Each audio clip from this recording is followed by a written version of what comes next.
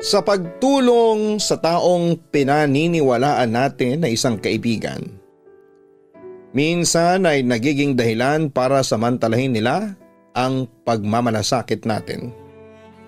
Hanggang sa hindi natin napapansin na inaabuso na nila ang kabaitan na ipinapakita natin sa kanila. Dear Papa Dudut, hindi madaling makilala ang totoong ugali ng isang tao lalo na kung mahusay siyang magpanggap. Madalas na nadadala tayo sa kadramahan na sinasabi at pinapakita nila. Napapaniwala nila tayo sa mga kwento na binibigay nila sa atin. At dahil sa likas na kabaitan natin ay magbibigay tayo ng tulong sa abot ng ating makakaya. Hanggang sa hindi natin napapansin na sinasamantala na pala nila ang kabaitan at pagmamalasakit natin. Hi po Papa Dudut, I'm Sabrina, 27 years old, isang Kapampangan. Nagtatrabaho sa bangko dito sa Maynila. Matagal na rin po akong nakikinig talaga sa inyong YouTube channel. Maging sa Kaistorya YouTube channel at Gian Gianna Vlogs.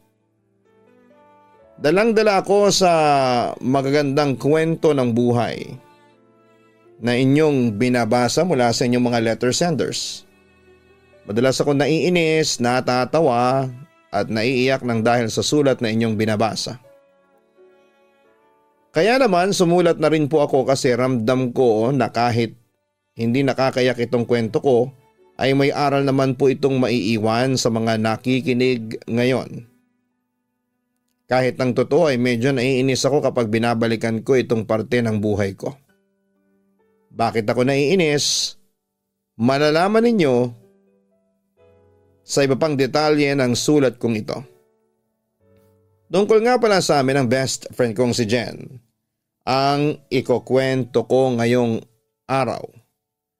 High school pa lamang ay mag-best friend na kami at magkakilala rin ang mga magulang namin.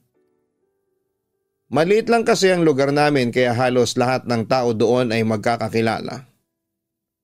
Madalas din kaming magkasama ni Jen na mag-review o kaya ay gumawa ng mga school project sa bahay. Kahit nga individual pa ang school project na yon, magkatulong pa rin kami sa paggawa. Sinasabi ko sa iyo, kakalas din yan. Ganyan din kasi ang ginawa ko kanina. Napapailing na sabi ni Jen nang tulungan ko siya sa paggawa ng maliliit na bahay gamit ang mga palito ng posporo. Ayan, medyo tuyo na. Hahawakan ko para makita mo na hindi makakalas ang mga palito na ito. Tingnan mo oh. Wika ko sa kanya. Hala, oo nga. Paano nangyari yun? Bakit hindi na naghihiwa-hiwalay yung mga palito na ginagamit mo? Namamanghang tanong niya. Kasi nga sinigurado ko munang pantay-pantay ang mga palito na ito. Tapos hindi na kailangan na makapal na tinunaw na glue stick ang ilalagay mo. Yung sakto lang kasi kapag kinapalan mo, hindi yung kakapit dito sa mga palito. Wika ko. Ang galing mo naman. Pahawak nga ako. Sabi niya bago kinuha mula sa akin ang maliliit na bahay na nagawa ko. Nakatayo yun sa isang maliit na illustration board. Grabe ang tibay nga ng mga pagkakadikit nila. Sabi pa niya. O hindi ba? Ikaw lang eh. Wala kang bilib sa akin. Nakangiting sabi ko. Ang lakas kaya ng bilib ko sa iyo. Kaya nga dito ako sa bahay ninyo sumasabay sa paggawa ng school project para matulungan mo ako. Sabrina, pwede bang igawa mo pa ako ng mga ganito? Igawa mo na rin ako ng bubong. Tapos ako na lang ang magtatayo dito sa cardboard. Napapagod na rin kasi ako eh. Pakiusap niya. Ha? Madali lang naman yan eh. Tuturuan na lang kita. May pag-aalinlangan na sabi ko. Baka kasi hindi ko rin kagad mag-gets. Ikaw na lang ang gumawa tapos ako na lang ang magdidikit dito sa cardboard. Please. Pakiusap niya pa. Okay, sige. Para matapos ka na rin kaagad sa project mo at makapagmeryenda na tayo. Nagugutom na rin kasi ako. Pagsang-ayong ko na lamang sa kanya, Papa Dudut. Hindi naman sa pagyayabang pero sa aming dalawa ni Jen ay masasabi ko na mas matalino at creative talaga ako kumpara sa kanya. Napansin ko na yon noong bago pa lamang kami na magkaibigan. Medyo mabagal siyang makasunod sa ibang mga subject na pinag-aaralan namin. Kaya nga gusto niya na pagdating sa mga school project o assignment ay sabay namin yung gagawin sa bahay para matulungan ko siya. Magkalapit lang din kasi ang bahay namin kaya doon na rin siya nakikimeryenda sa amin. Pagkatapos namin gumawa ng mga assignment o school project, mabait din si mama sa kanya at natutuwa kapag nakikita na magkasama kami sa paggawa ng mga bagay na kinakailangan namin sa eskwelahan. Kahit ang totoo ay madalas na ako lang ang kumikilos kapag magkasama kaming dalawa. Ako ang sumasagot sa mga assignment tapos nangungopia na lamang siya. Ako yung gumagawa ng diskarte para sa project tapos gagayahin na lamang niya. Ako yung nag-i-effort sa pagkilos tapos ipapagawa na lamang niya sa akin yung sa kanya. Alam ko naman kasi na mahina talaga si Jen sa mga school subject namin. Kahit na anong paliwanag ko sa mga dapat na sagot ay hindi niya naiintindihan. Kahit anong sample lang ibigay ko dapat na gawin sa project, sinasabi niya na nahihirapan siyang sundin. Kagaya na nga lang nung school project namin na bahay, nagawa sa mga palito ng posporo. Hirap din siya na tapusin kaya ako na lamang ang nagpatuloy hanggang sa matapos ko na nga ang mismong project niya. Kaya lang nang maipasa namin yon kinabukasan ay nagulat ako nang makakuha ng mas mataas na grade si Jen kesa sa akin.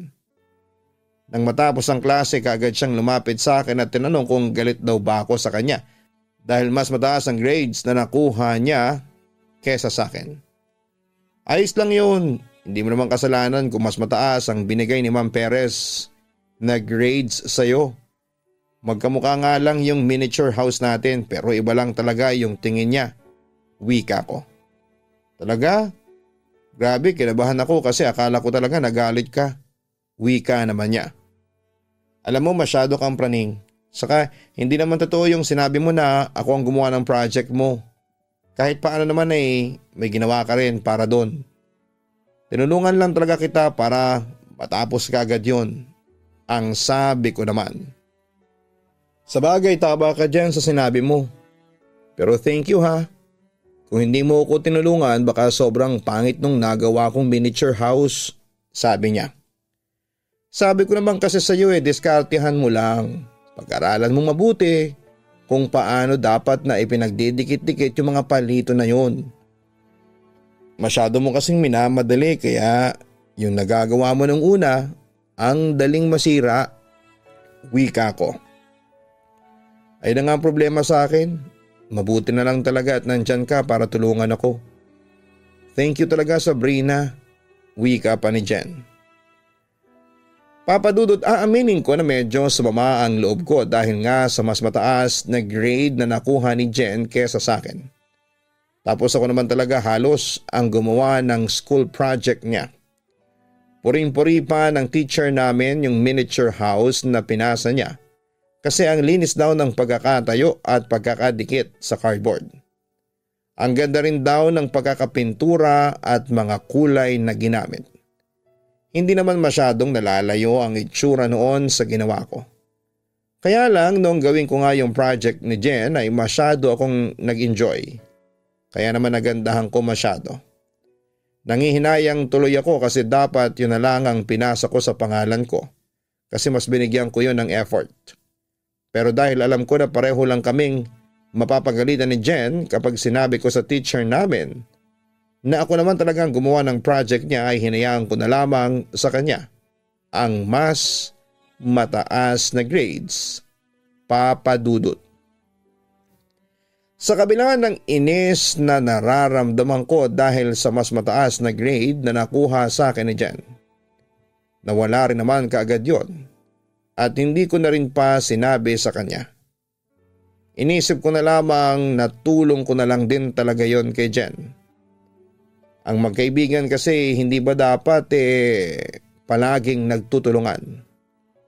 Kaya dapat na hindi ko pinatatagal ang inis na nararamdaman ko para sa best friend ko.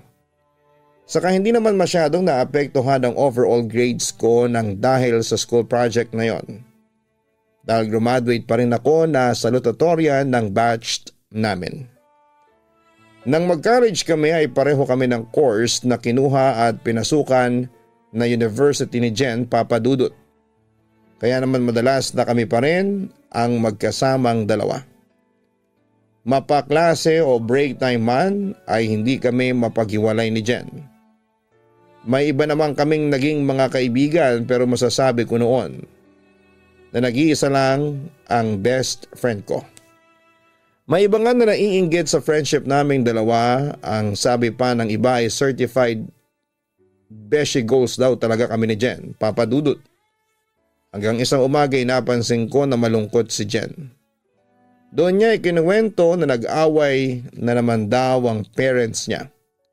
Natatakot daw siya na baka maghiwalay na ang mga ito, lalo na at umalis ng bahay nila ang daddy niya.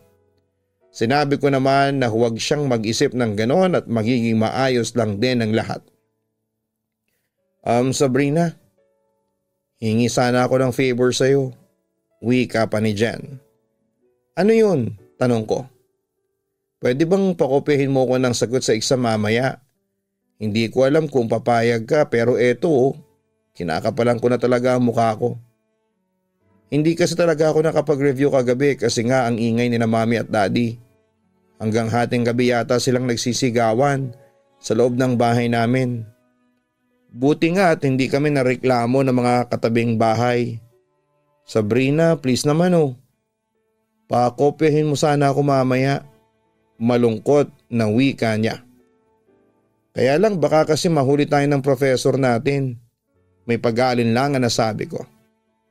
Sisimplihan ko lang naman yung gagawin kong pangungopya. Kahit wag mo na lang takpan ng papel mo para makita ko yung mga sagot mo. Sabi naman niya. Ano ba yan? Kinakabahan kong wika. Hindi ako magpapahalata, saka mag-iingat ako. Promise. Hindi lang talaga ako nakapag-aral kagabi. Gawa nga ng ingay ng parents ko. Pero kung hindi naman nangyari yung pag-aaway nila, hindi ako makikiusap sa iyo ng ganito. Kaya please lang pumayag ka na. Pakopyahin mo ko kahit na ilang sagot lang, pakiusap pa niya. Sige na nga, basta mag-iingat ka mamaya sa gagawin mong pangungopya ha. Baka pareho tayong mapahamak. Sa wakas ay pagpayag ko. Papadudot nakaramdam ako ng awa noon kay Jen dahil sa kinuwento niya na pag-aaway ng parents niya. Alam ko naman kung gaano siya ka-close sa mga ito. Lalo na at solong anak lamang siya. May ilang beses na rin siyang nagkukwento sa akin ng tungkol sa mga pinag-awayan ng parents niya. Pera, babae, sugal at kung ano-ano pang mga dahilan. Minsan nga naiiyak pa siya dahil ayaw niya raw talaga na maghiwalay ang mami at daddy niya. Kaya naman kino-comfort ko talaga siya. Pansin ko rin na matamlay siya at puyat dahil sa eyebags niya. Kaya naman pumayag na ako sa gusto niyang mangyari. Napakopyahin ko siya ng exam namin. Medyo matanda na ang professor namin sa subject na yon, kaya hindi ito naging mahigpit sa pagbabantay, Papa Dudut. Hindi rin gaano magkakalayo ang mga upuan namin. Kaya ang ginawa ko ay hindi ko na labang tinakpan ang papel ko. Tapos sa tuwing nakatalikod ng professor namin o malayo ang tingin ay bahagya kong ihaharap ang test paper ko kay Jen. Para mas makita niya ang mga sagot ko. Nakakakaba kasi alam ko na pareho kaming mapapahamak talaga ni Jen kapag nahuli kami. Pero dahil kaibigan ko siya at gusto ko siyang tulungan, pinakopya ko na lamang siya. Halos lahat ng sagot ko, Papa Dudut, ay nakopya niya. Uy Jen, ang galing mo dun sa exam natin nung isang araw ah. Wika ng isang kaklase naming si Rain. Hindi naman masyado, nakangiti namang sagot ni Jen. Ano hindi masyado? Isa ka nga sa mga nakakuha ng pinakamataas na score. Puri pa ni Rain. Nagkataon lang yun. Pagtawa naman ni Jen. Pa-humble ka pa dyan? Ang hirap kaya ng exam na yon, sabi pa ni Rain. Sakto lang. Hindi naman ako masyadong nahirapan. Tugon naman ni Jen. Aba, bigla namang nagyabang tuwa. Iba talaga kapag matalino. Minamanay lang ang exam ng mga terror na professor. Samantalang kami ni Sabrina pareho lang ng score na nakuha. Wika pa ni Rain. Oy, konti lang naman ang lamang ng score ko sa inyo, sabi pa ni Jen. Kahit na, lamang ka pa rin at kasama ka sa mga nakakuha ng mataas na score. Ikaw Sabrina, alam mo ba kung anong sikreto nitong kaibigan mo at ang talino niya? Baling sa akin ni Rain. Aha? Bakit naman ako ang tinatanong mo? Tanong ko rin na sinundan ng pilit na pagtawa. Siyempre matagal na kasi kayong magkaibigan kaya sigurado ako na alam mo ang sikreto ng katalinuhan ni Jen. Wika ni Rain. Hindi nga ako matalino, Rain. Nag-aral lang ako kaya nakakuha ko ng mataas na score. Yun lang din ang gawin mo para next time kasama ka na sa may pinakamataas na score sa exam ng mga terror professor natin. Sabi ni Jen, papadudot. Hindi yon ang huling beses na nag-request sa akin si Jen na pakopyahin ko siya sa exam. Kahit pa nga sa mga research paper namin ay madalas na nagpapatulong siya sa akin. Pero ang ending nga ay ako lang din halos ang gumagawa ng sa kanya. Dinadahilan niya na hindi raw magaling magturo ang professor namin kaya hindi niya naintindihan ang subject na yon at mahina raw ang internet connection niya kaya hindi siya nakagawa ng research paper. Nag-away na naman daw ang parents niya kaya nawalan siya ng concentration sa pag-aaral. At kung ano-ano pang dahilan para lang pagbigyan ko siya sa request niya sa akin. Hindi ko alam kung masyado na ba akong mabait noon pero hirap talaga akong tanggihan siya. Lalo na kapag nagpapaawa na siya sa akin. Palagi naman siya nagpapasalamat sa tuwing pakokopyahin ko siya o tutulungan sa mga research paper. Sinasabi niya sa akin na maswerte raw siya na ako ang naging best friend niya. Tapos hinihiling niya na sana raw ay hindi ako magbago sa kanya at palagi ko siyang tulungan, papadudot. Papadudot lahat naman siguro tayo ay marunong mapagod sa pagtulong na ginagawa natin sa kaibigan natin, hindi ba? Kasi yun ang nararamdaman ko sa best friend kong si Jen dahil sa mga request niya sa akin. Lalo na nang madalas na siyang makakuha ng mga mataas na grades sa akin.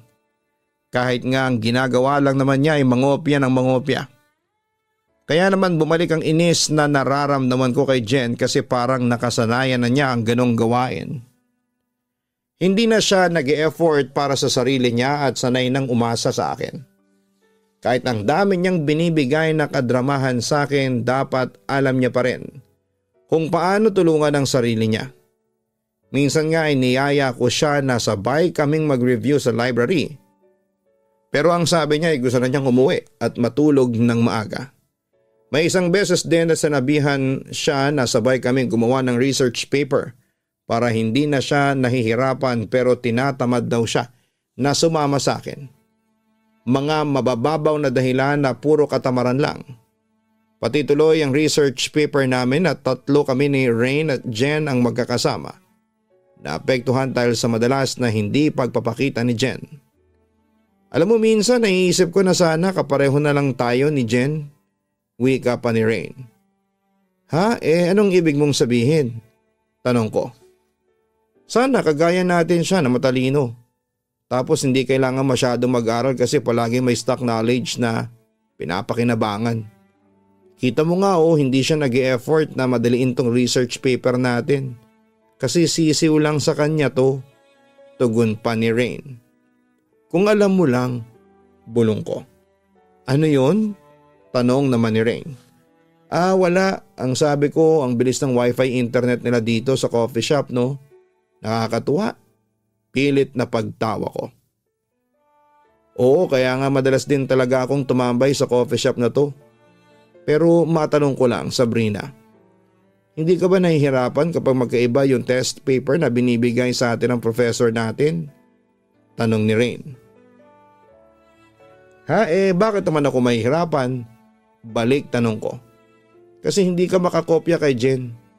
Nakwento kasi ni Jen na madalas ka raw niyang pakopyahin ang mga sagot niya sa exam. Lalo na nung nasa high school kayo. Tugon pa ni Rain. Sinabi ni Jen yun? Hindi makapaniwalang tanong ko. Oo kasi nakakwentuhan ko siya last time.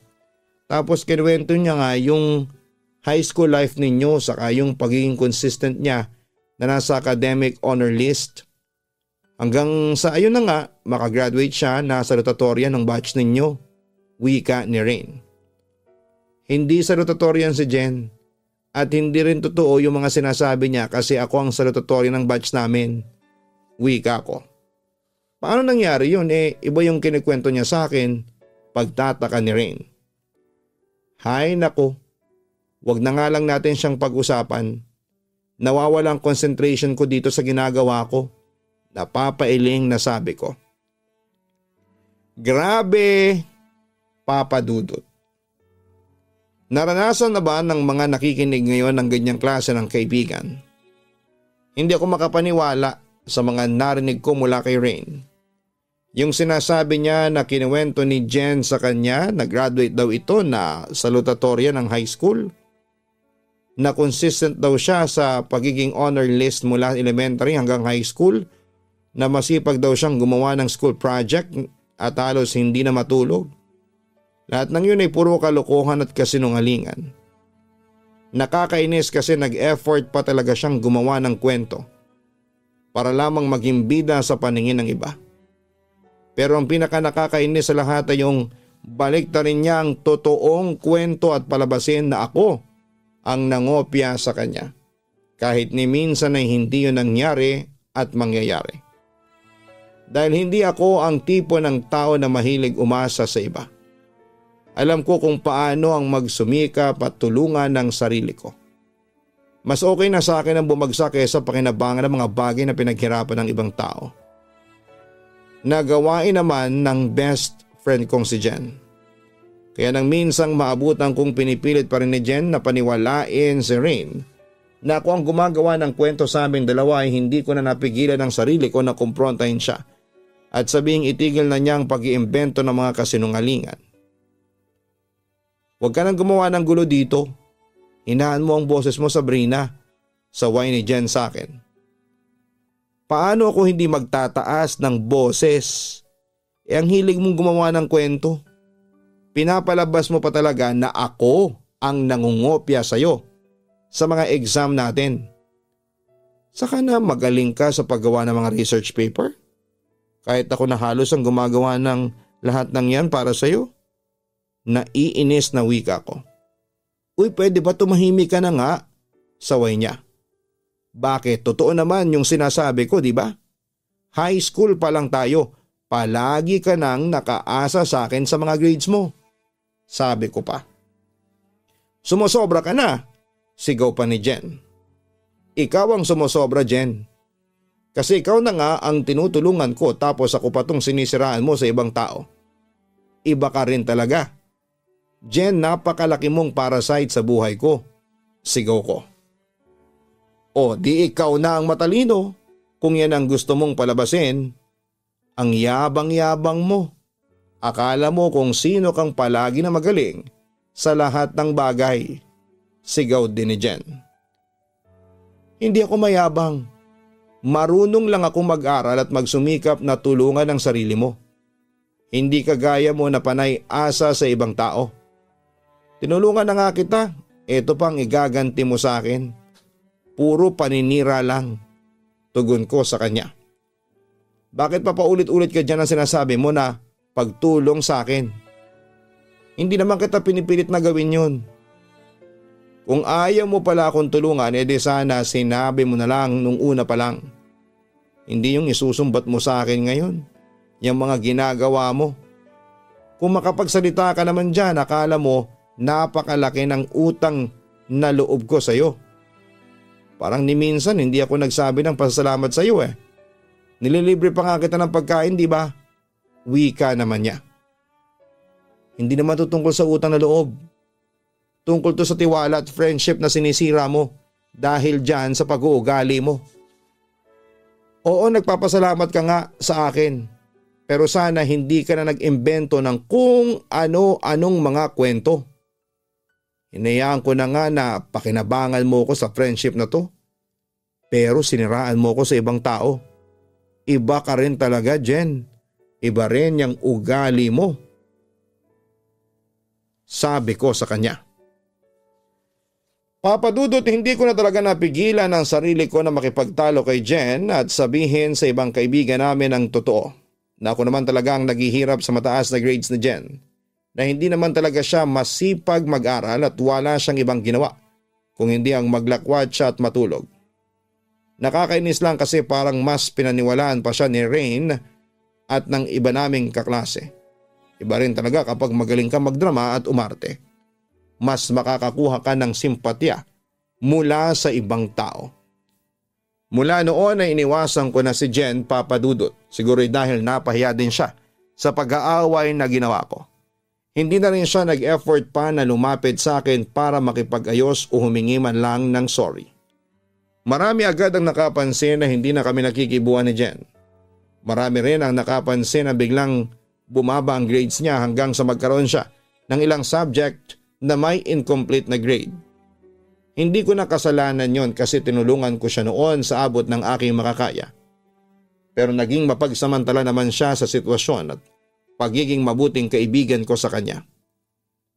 Papadudot na habol naman ni Jen ang mga subject na may incomplete siya na grade nang i-take niya ang lahat ng yon during summer class. Mula noon ay nakita ko nang nagsimula na siyang ayusin ang pag-aaral niya. Nakikita ko na rin siya sa loob ng library na nagre-review minsan at hindi na siya inaantok sa ibang klase namin. Naisip ko noon na may nagawa naman palang mabuti kahit papaano sa kanya ang naging pagtatalo namin. Hanggang sa makagraduate na nga kami ng kolehiyo. Pero ni minsan sa amin ay wala pa rin nag-initiate na ayusin ang friendship namin. Okay na rin po yun kasi hindi ko na rin naman kailangan ng taong hindi pinapahalagahan ang pagiging kaibigan ko sa kanya. May 5 taon na rin kaming hindi nagkikita ni Jen, Papa Dudut. Friends pa rin naman kami sa Facebook at paminsan-minsan ay nakikita ko siyang nag-react sa mga post ko. Pero hindi siya nagme-message sa akin. Siguro kasi nahihiya pa rin siya sa mga nangyari sa amin o sa naging ugali niya noon. Hindi na rin kasi ako masyadong nakakauwi sa Pampanga kaya hindi pa ulit kami nagkikita. Pero kung pagtatagpuin man ang landas namin, baka pwede pa ulit na magkaayos kami at maging magkaibigan. Salamat Papa Dudut sa pagpili ng sulat ko and God bless and more power sa inyong programa sa YouTube. Lubos na gumagalang, Sabrina. May mga tao na hindi marunong magpahalaga sa mga tulong na ibinibigay natin sa kanila. Minsan pa nga ipaparamdam nila sa atin na na-appreciate nila ang ginagawa natin pero ang totoo naman, gusto lang nilang makinabang sa tulong na ibinibigay natin sa kanila.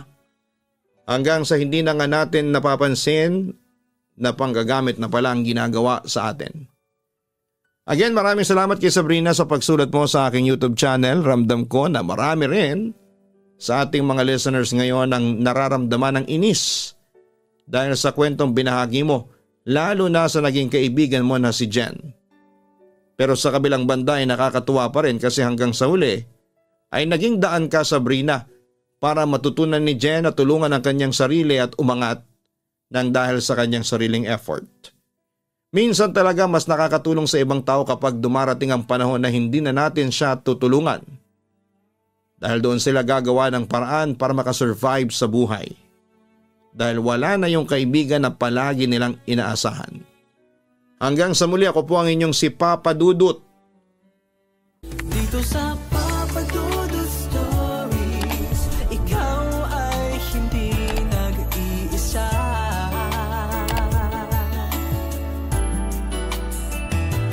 Dito sa Papa Dudut Stories, may nagmamahal sa'yo.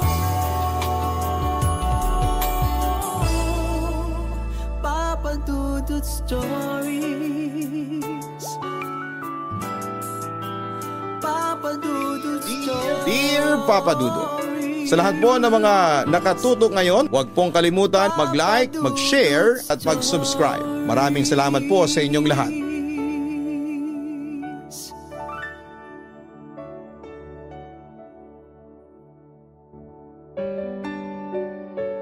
Magandang gabi sa inyo at sa inyong mga tagapakinig.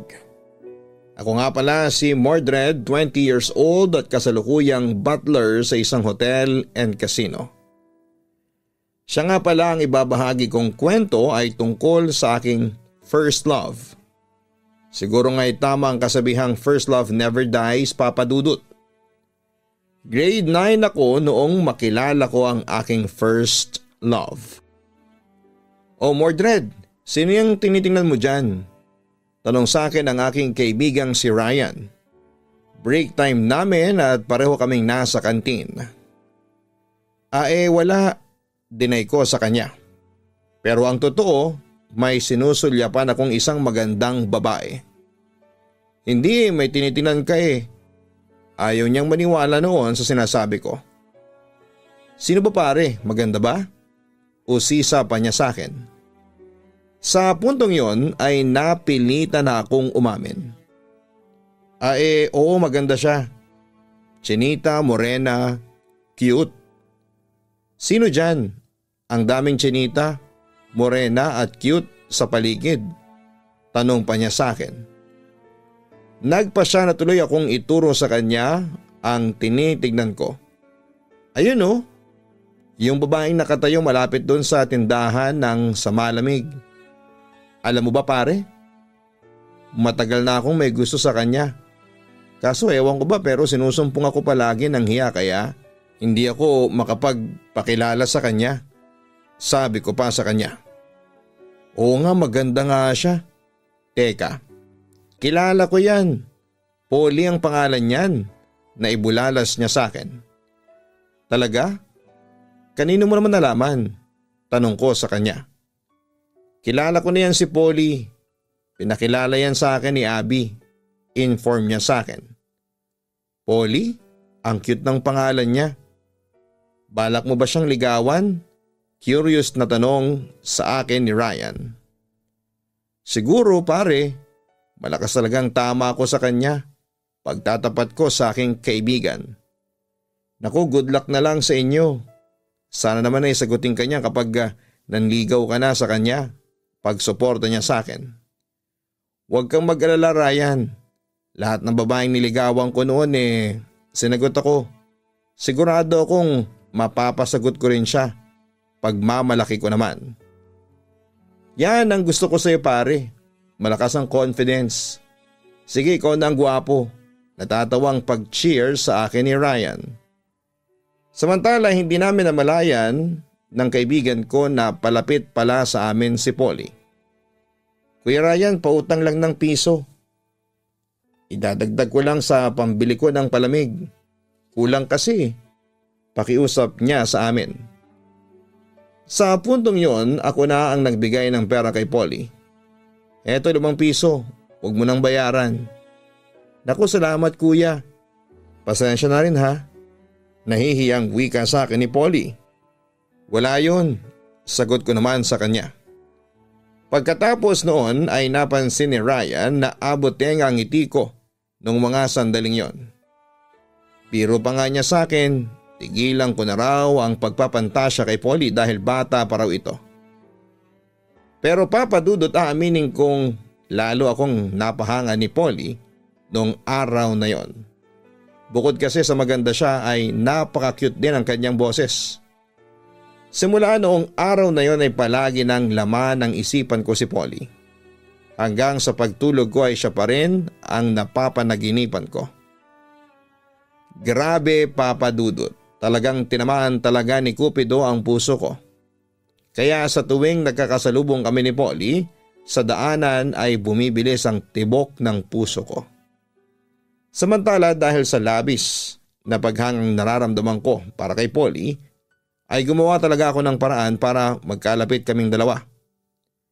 Isang araw, tiyempo namang napadaan ako sa isang kalye kung saan ay narinig kong maraming asong nagtatahulan.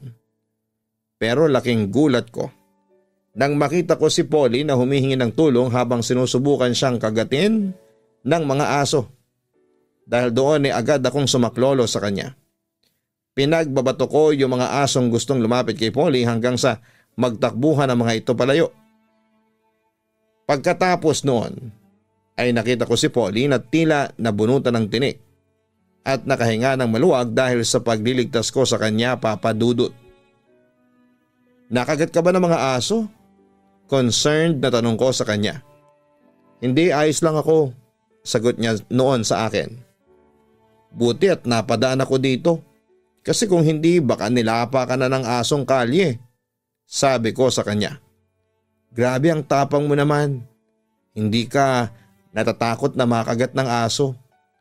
May paghangang wika ni Polly sa akin.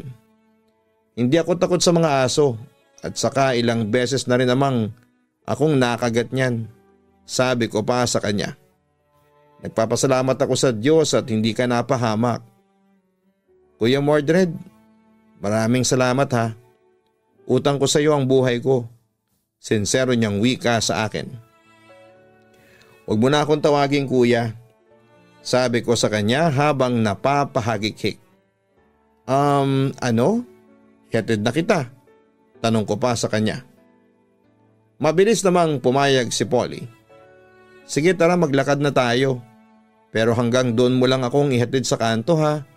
Ayaw kasi ng mga magulang ko na hinahatid ako ng mga lalaki. Okay, huwag kang mag-alala Polly. Hindi ako magpapakita sa mga magulang mo. Wika ko noon sa kanya. Pasensya ka na Mordred. Istrikto kasi ang mga magulang ko. Niayaw nga nila akong magka-boyfriend kasi masyado pa raw akong bata para dun. Kahit nga rin daw makipagkaibigan sa lalaki ayaw din nila. Kwento pa niya sa akin. Kahit sa bakla ayaw nila? Curious kong tanong. Oo basta lalaki, ayaw ng mga magulang ko. Malungkot niyang sagot sa akin. Mahigpit pala ang mga magulang mo. Pero kung sa bagay, naiintindihan kita. 14 ka pa lang yata, sabi ko naman sa kanya. Teka sandali. Baka naman magalit sa akin ang girlfriend mo. Baka pagselosan niya ako kasi alam mo na. Hinahatid mo ko. Nag-aalalang wika ni Polly sa akin. Napangiti lamang ako sa kanyang concern. Huwag kang mag-alala, wala akong girlfriend, inform ko sa kanya. We talaga? Wala kang girlfriend? Di ba ikaw yung heartthrob sa school natin? Hindi makapaniwalang tanong niya sa akin.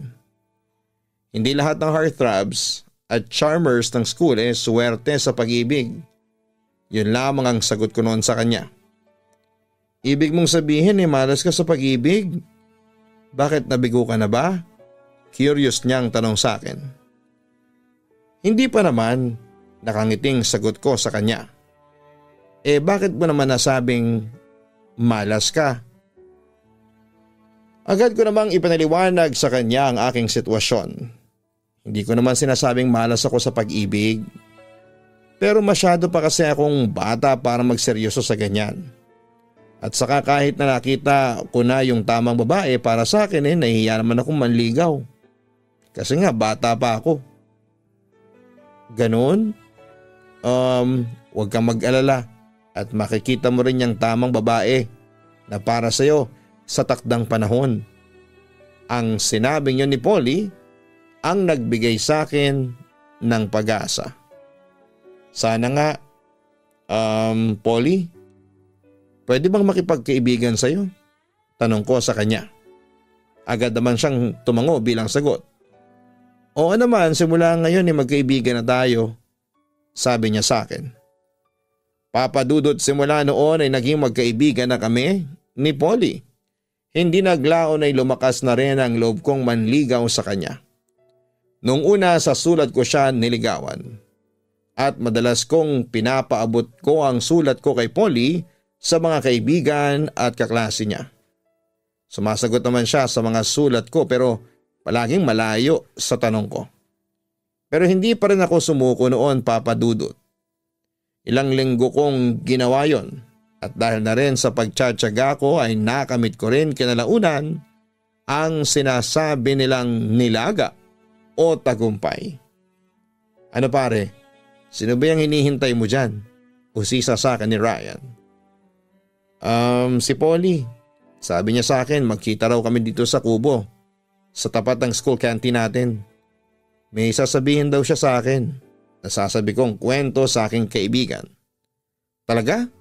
Teka, uhulaan ko. Sasagutin na niyang panliligaw mo sa kanya? Wild guess ni Ryan sa akin. Natuwa naman ako sa aking narinig. Naku sana nga Ryan. Naku kapag nangyari yun magiging masaya na ang Pasko ko. Wika ko sa aking kaibigan. Teka, naikwento mo pala sa akin dati na nagsabi sa'yo si Polly na sasagutin ka na niya kapag nag-50 na siya. Hindi ba sa November 22 pa ang birthday niya?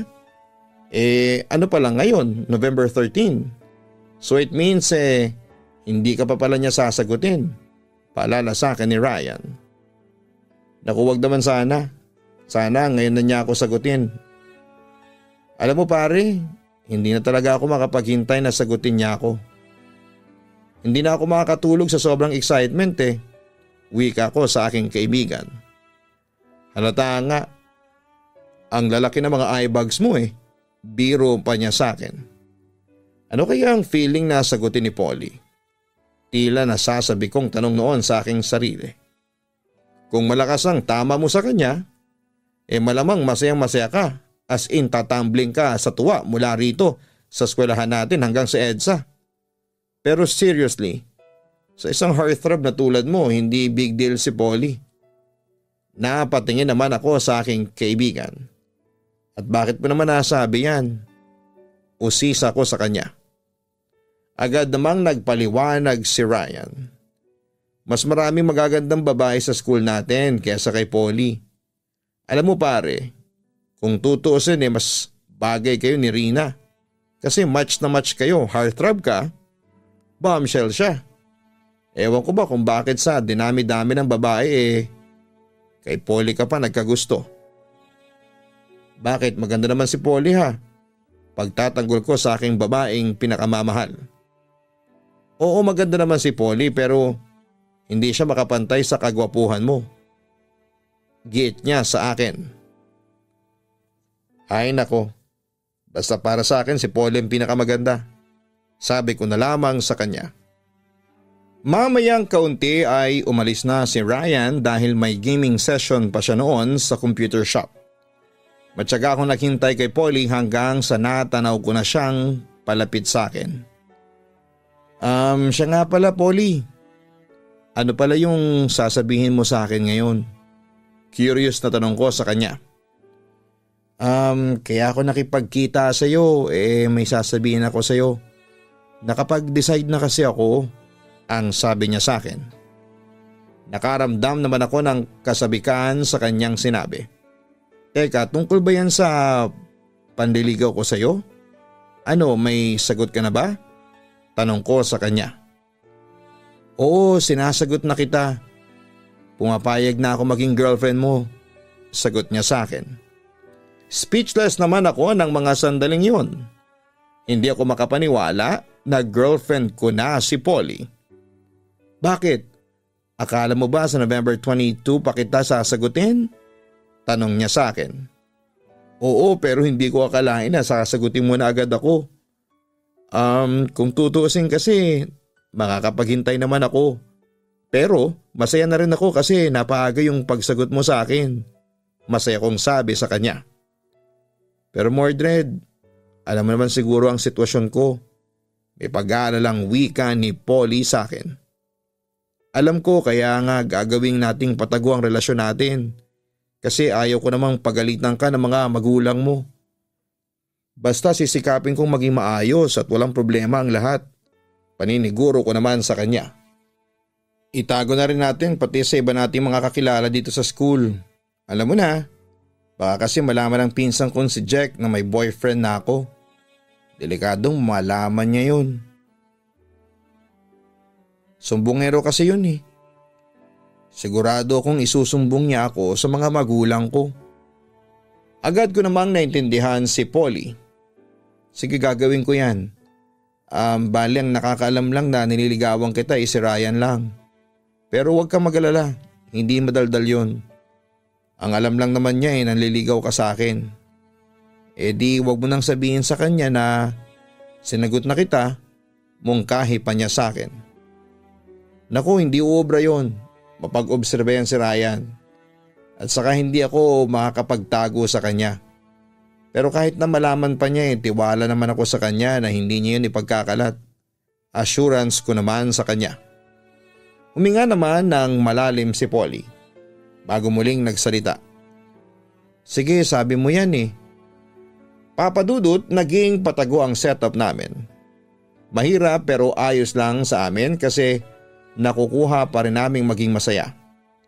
Samantala ay umaayon naman ang tadhana sa aming dalawa ni Polly dahil madalas kaming magkaroon ng oras para sa isa't isa. At lalong umahaba yon kapag absent yung pinsan niyang ubod ng sumbongero. Nakakatawa man pero may pagkakataon talagang pinagdarasal namin na palagi na lamang absent ang pinsan niya. Pero Papa Dudut, hindi naman perpekto ang relasyon namin. Dahil minsan ay nagkakatampuhan din kami at kung minsan ay umaabot pa sa walang pansina ng isang linggo. Pero dahil ako ang lalaki ay ako naman ang nauunang makipagbati sa kanya. May pagkakataon namang siya ang unang nakikipagbati sa akin. Ganon ang takbo ng relasyon namin. Marami pong ups and downs. Siguro ay dala na rin ng sobrang kabataan para pumasok sa ganong relasyon. Pero umaasa pa rin kami na kami na ang nakatadhana para sa isa't isa. Papadudod si Polly ang nagpa-realize sa akin noon na masarap palang magmahal. Hindi ko maitatanggi na hindi naman siya nagkulang sa akin bilang girlfriend niya, habang ako naman ay sinisikap ko na hindi magkulang sa kanya bilang boyfriend. Samantala dahil sa kakisigan ko ay maraming babae pa rin ang nagbibigay ng motibo sa akin, pero lahat ng yon ay binabaliwala ko.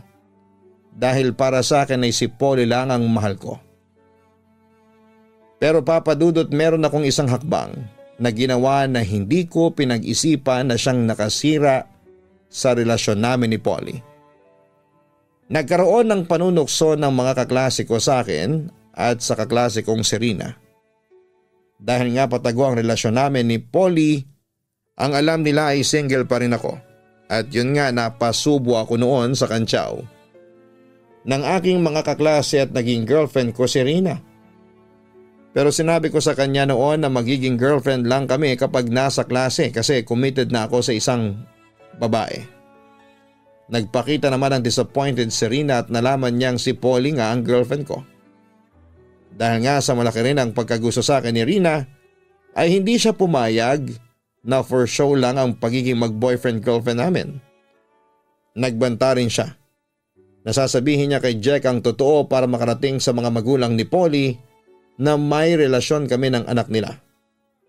Natakot ako noon, Papa Dudut, kaya nagpretend na lamang ako na magkarelasyon kami ni Rina sa loob ng klase. Ngunit hindi nagtagal ay nalaman din ni Polly ang katotohanan. At labis siyang naggalit sa akin. Nagdesisyon din siyang makipaghiwalay noon sa akin. Papadudot, labis ako nasaktan noon sa ginawa ni Polly. Pero hindi ko siya masisisi dahil kasalanan ko rin naman. Dahil nagpabuyo ako sa aking mga kaklase. Nung naghiwalay na kami ni Polly, ay nakipaghiwalay na rin ako kay Rina. Doon ay muli akong umiyak ng dahil sa pag-ibig. Hanggang sa sumapit ako sa grade 10, ay hindi ko nagawang mag-move on. Hindi ko kasi matanggal si Polly sa aking isipan. At nasasaktan pa rin ako sa tuwing nagkikita kami sa loob ng school. Pero hindi niya ako pinapansin. Samantala ay dumating din ang araw ng moving up ceremony namin kung saan ay natapos ko ang grade 10 ng depressed. Sa totoo lang ay muntik ko nang mapabayaan noon ang aking pag-aaral. Pero mabuti na lamang at tinulungan ako ng aking mga kapamilya at ilang mga malalapit na kaibigan tulad ni Ryan na ma-survive ko ang grade 10 kahit bagsak ang aking kalooban. Noong bago magsimula ang moving up ceremony namin ay tiyempo ko namang nakita si Polly dahil kasama siya sa dumalo para suportahan niya ang kanyang pinsang si Jack na kasama naming graduate. Doon ay naglakas loob akong kausapin na si Polly dahil nangangamba na ako na hindi na kami magkikita dahil sa ibang eskwelahan na ako balak mag senior high school. Kumusta ka na, Polly? Tanong ko sa kanya. Ayos lang ako. Tipid na wika ni Polly sa akin. Congratulations nga pala at senior high school ka na sa susunod na pasukan. Bati niya sa akin bago nagpaalam na aalis. Pero pinigilan ko siyang umalis. Iiwasan mo na naman ako? Polly, ilang beses mo nang ginagawa sa akin to. Nasasaktan na ako. Wika ko sa kanya. Ilang beses ko na rin kasing sinabi sa iyo na kalimutan mo na lang ako. Balik naman niya sa akin. Ilang beses kong tinangka na kalimutan ka eh. Hindi ko magawa kasi mahal kita. Giit ko noon sa kanya. Pero hindi na kita mahal. Wala na ako nararamdaman pang espesyal sa iyo. Mahirap bang intindihin yon, ha, Mordred? Yon ang katotohanang sumampal sa mukha ko. Polly, 1 taon ako nalungkot at nangulila sa paglayo mo sa akin. Huwag mo naman sanang pahabain pa yon. Polly, nagsisisi na ako sa mga kasalanan ko. Hindi ko man lang kasi pinag-isipan ang mga ginawa ko. Pero sana, Polly, bigyan mo sana ako ng second chance. Pakiusap ko pa sa kanya. Sinira mo na ang tiwala ko, hindi mo na may babalik pa yon. Wala ka nang maasahan pa sa akin. Seryoso niyang sabi sa akin. Polly, hindi mo alam kung gaano ako nasasaktan sa ginagawa mo sa akin ngayon. Pinipigil kong umiyak sa harapan niya ng mga sandaling yon.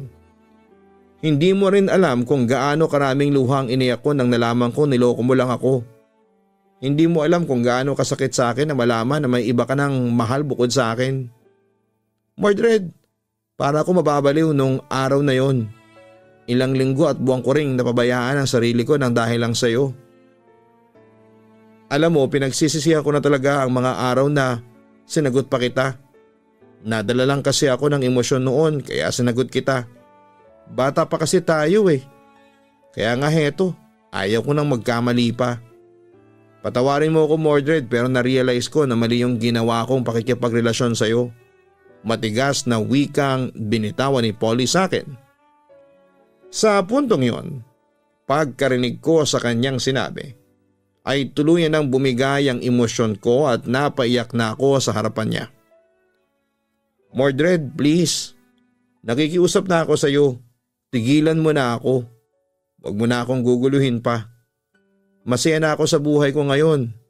Kaya maging masaya ka na rin sa buhay mo. Sige na, bye.